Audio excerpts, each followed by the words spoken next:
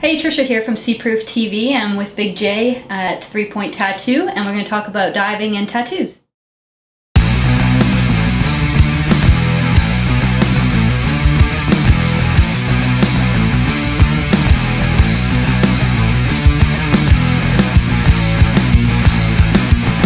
My name's Jason Wainwright and I'm a tattoo artist. I work at a 3 Point Tattoo in Vancouver, BC. I started in the summer of '99, and the way I got started was by getting tattooed. I started messing around with myself and some fruit, and then the next thing you know, my buddies were asking, hey, that doesn't look so bad. I don't mind if here's some skin, you know, and it just snowballed from there, sort of thing.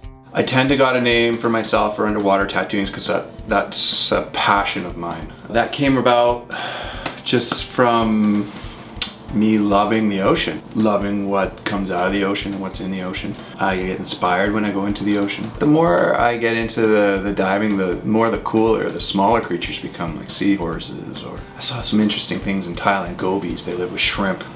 You know, they have a symbiotic relationship. One's the guard, one's the builder, you know, so those were cool. So I'm starting to appreciate the smaller things in the ocean as well. It came about mostly through Trisha Stovall. You know, she started getting tattooed by me, and the next thing you know, her friends are getting tattooed by me, and because she's so involved in the dive community, I think it just snowballed from there. I tend to specialize in, I think, scenery a lot. I like to call myself the Bob Ross of tattooing. And I like to immerse that person who's looking, the viewer, in that scene. I love fractals on playing off of whatever's underwater. I love the vibrancy of color and the difference of color you see underwater. I tattooed Russell from Seaproof TV. He came in and he wanted a sea nettle, and it was a fun piece for me to do, as I don't get a chance often to do something that's that big. With Russell's was a little different because I tend to use an outline on most pieces, but his I just let the colors build up the lines, and it was a lot of fun. I was featured in Diver magazine not too long ago, and I've been in a few tattoo magazines. The coolest was showing my parents and them being kind of blown away, because they don't really follow what I do. They looked at it like, at first they were like, oh, that's disgusting, why are you doing this? And then they come to accept it. You know, they come from that old mentality of they'll never get tattooed, or they don't know what it's about. But when they saw the magazine article, they were like, wow, that's really cool, Jason, way to go, you know? So it was cool for me to have some acknowledgement from them towards my career. You definitely start with the tattoo artist's work, because there's a million of us out there. So find that artist that speaks to you artistically. After you get the tattoo done, you probably want to give yourself at least a day to recoup, depending on the piece. If it's just a small piece, then you'll be fine. As far as ointments and moisturizers go, I tend to recommend anything without a fragrance.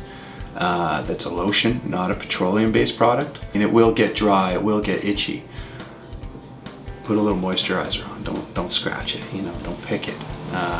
Well, the way it works is skin is in layers, so the top layer will make a bit of a scab, and that scabbing shouldn't be really thick. It should be kind of thin, like a sunburn. And once that's peeled off and there's a bit of a shine to it, then it's okay to submerge the tattoo into water. So I've had people peel in 4 days, I've had people take a month, you know, so again, everyone's different, so it just depends. So once all that flaking's peeled off, then you're good to go swimming. You don't want to wear anything that's too abrasive on your skin, like too tight, you know, especially if it hasn't healed. So a dry suit, that's fine, as long as the undergarment isn't, say, full of cotton and lint and getting into your tattoo while you're sweating underwater. You know, that's going to be bacteria breeding ground there. So definitely do not shop around on price, because I mean, there's a saying in our industry, good tattoos aren't cheap and cheap tattoos aren't good, and it's so true. You know, it's something that's on you for the rest of your life. So if you break down the price over the rest of your life, granted, hopefully you live a long life, it's pretty cheap, you know what I mean?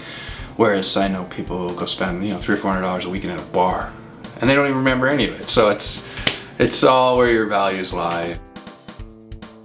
18 to 81 ain't no rhyme or reason. It's just it's art and people like it. So, you know, I'll do all sorts of different ages, walks of life, careers, you know, like You get your lawyers in here and you get your drug dealers. So it's it's quite the eclectic mix of people for sure.